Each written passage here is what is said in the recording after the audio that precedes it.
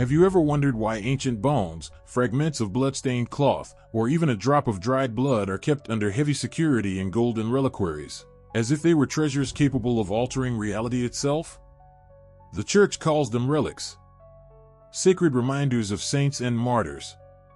But what if behind this official narrative hides something far more powerful and dangerous? Across centuries, whispers have emerged from behind the Vatican walls, monasteries sealed from the world, and forgotten catacombs. Whispers that speak of secret rituals performed under candlelight using the bones of saints, rituals not of prayer, but of power.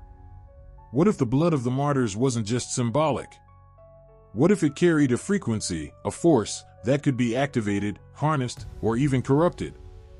Hidden deep within forbidden manuscripts and coded letters between inquisitors, there are clues pointing to a terrifying truth: certain relics are not simply memorials.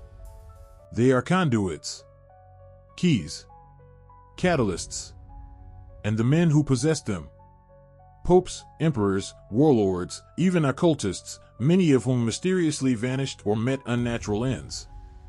In today's video, we will travel into the dark heart of Christian history. You'll discover the real reason relics were stolen, hidden, and even faked. You'll understand why some miracles left entire cities in fear, and how modern elites may still be using these sacred remains and forbidden rituals far from the public eye. This is not just history. This is a spiritual battlefield, and the relics are weapons. But be warned, once you hear what we're about to reveal, you will never look at the church, or its sacred objects, the same way again. To the faithful, Christian relics are sacred. The bone of a saint, a thorn from Christ's crown, a vial of dried blood said to flow on holy days. They are displayed behind glass in cathedrals, kissed by pilgrims, and praised in sermons. But behind the veneration lies a disturbing question. Why were these objects so obsessively hunted, protected, and, sometimes, stolen? In the early centuries of Christianity, believers risked death to retrieve the remains of martyrs. But not just for honor. Ancient writings suggest that early Christians believed these relics held divine energy, that a bone from a saint could heal, protect, even perform exorcisms without words. By the Middle Ages, relics became more than holy souvenirs. They were currency of power. Kings went to war over them. Popes declared wars to retrieve them. The First Crusade was partially justified by the promise of recovering holy relics lost to Islam. But why such madness over a piece of cloth or a finger bone?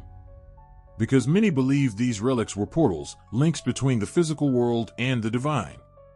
And as with any portal, someone always wants to control what comes through.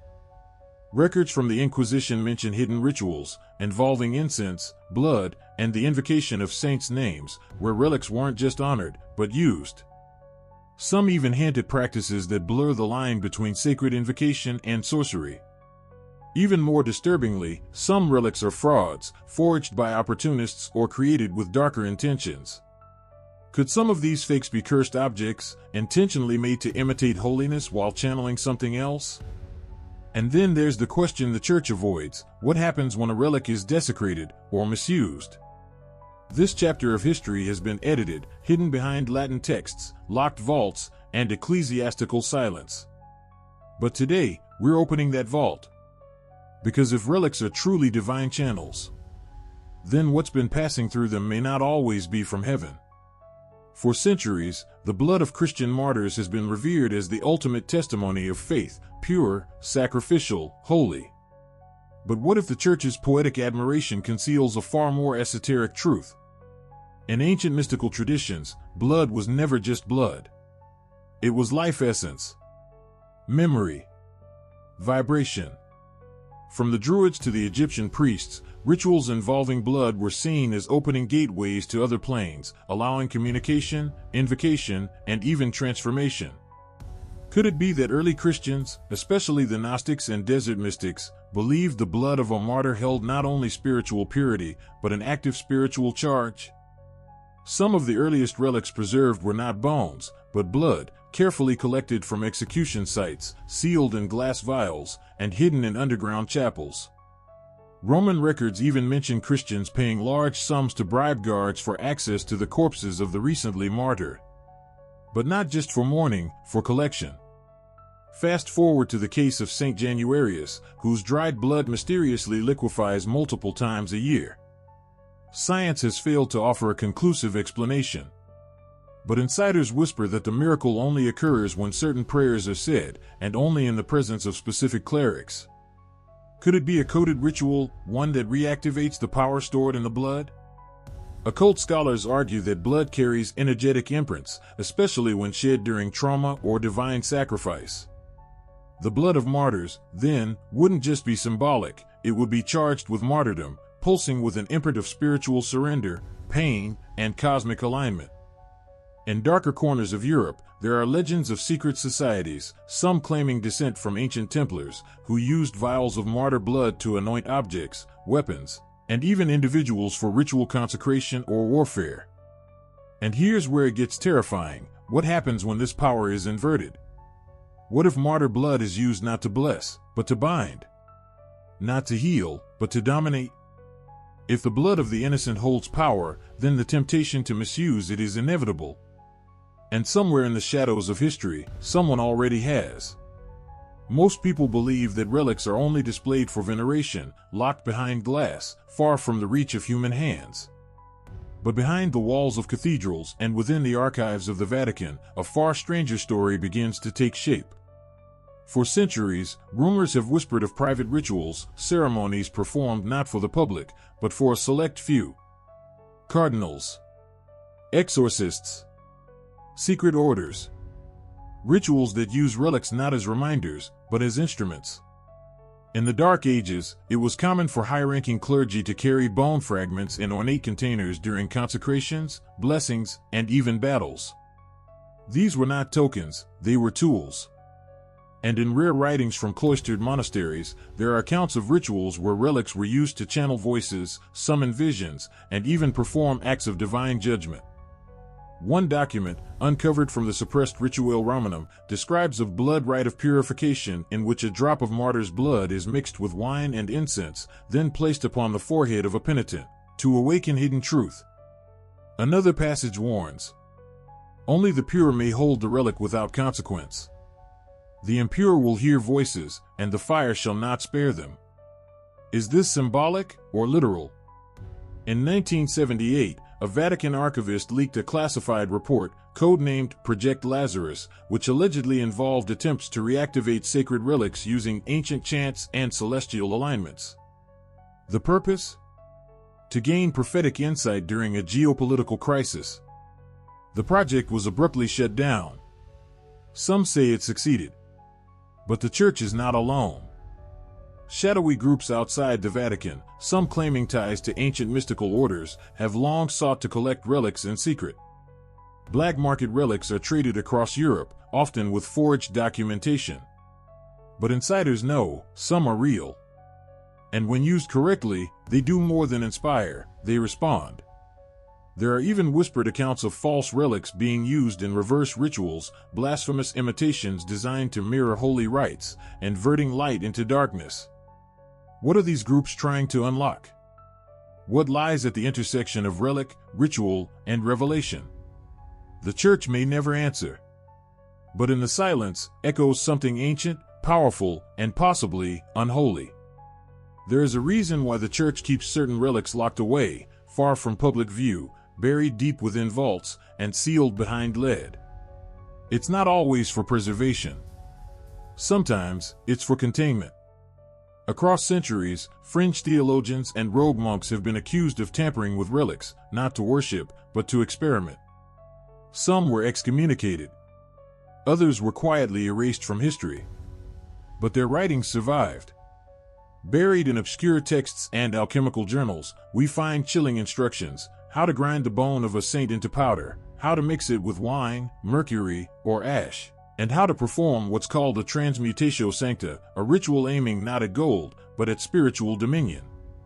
In one 16th century manuscript, hidden in the private collection of a German prince, a ritual is described in which a fragment of skull belonging to a martyred bishop is boiled with herbs and consumed to absorb prophetic clarity. The side effects? Nightmares, bleeding eyes, and in several cases, death. Why would anyone attempt this? Because in certain occult traditions, the remains of the holy are believed to contain not just memory, but residual power. A power that, if manipulated correctly, could be redirected not for miracles, but for control, for influence, even for curses. The Cathars, persecuted as heretics, were accused of using bones of saints in midnight rituals to create relic wards that granted visions of otherworldly beings. The Rosicrucians allegedly blended relic dust with sacred geometry to bind spirit to matter. And rumors persist that even Hitler's inner circle hunted for relics, not for religion, but for occult advantage. And what happens when this energy is twisted? The same relic that once healed could now haunt. There are reports of cursed monasteries where relics were misused and now cry at night. Priests who refused to hand over relics and went mad within weeks.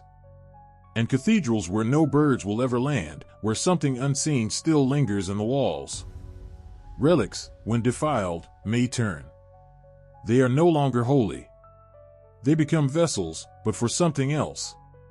And somewhere, someone still knows how to awaken them. Throughout history, Christian relics have been credited with unexplainable miracles. A crucifix that bleeds.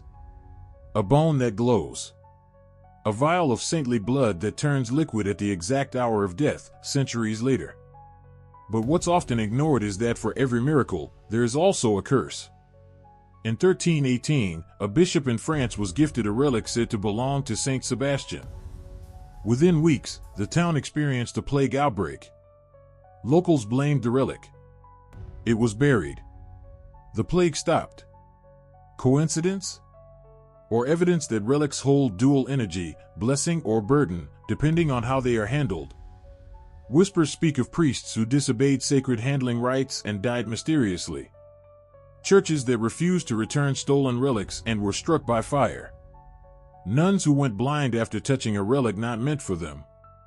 If relics are truly neutral conduits, then intention is everything.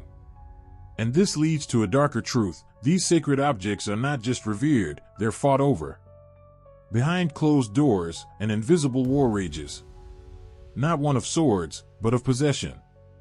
Between religious institutions, secret societies, and even governments. Because whoever holds certain relics doesn't just hold a piece of history, they may hold a spiritual weapon.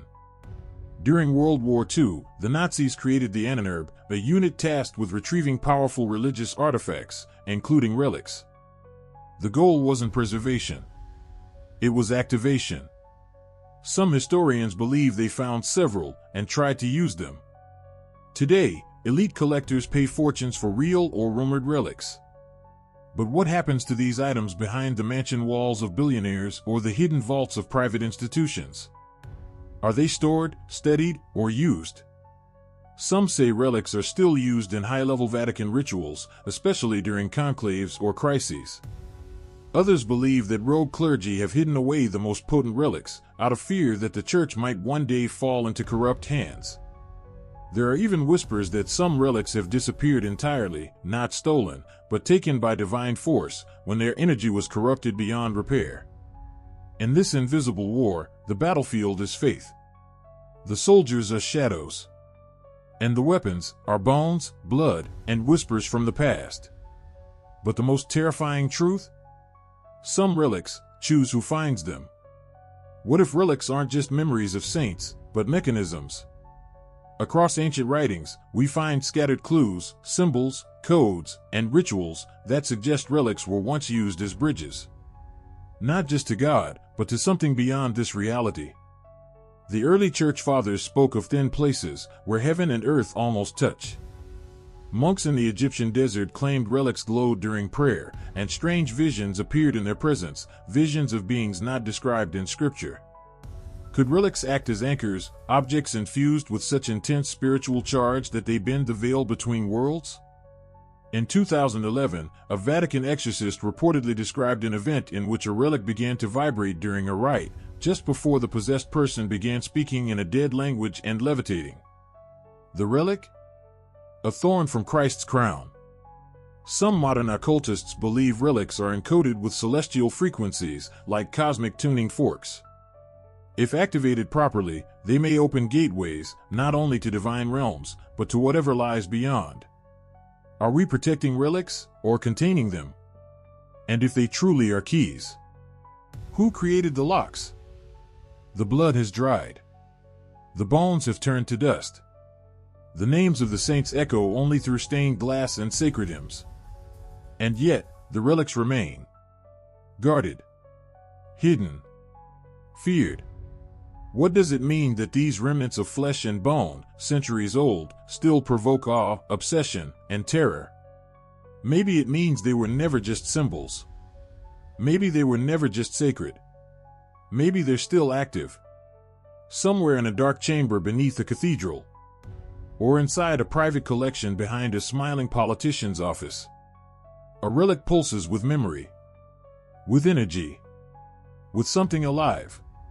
And the question that haunts us isn't, are they real? The real question is, who is using them? And for what? Because if the blood of the martyrs truly holds divine power, then what happens when that power is twisted? What happens when it's used, not for salvation, but for control? Relics may be the holiest objects in Christianity, but in the wrong hands, they become something else entirely. So the next time you stand before a relic in a church, ask yourself, is it watching you back?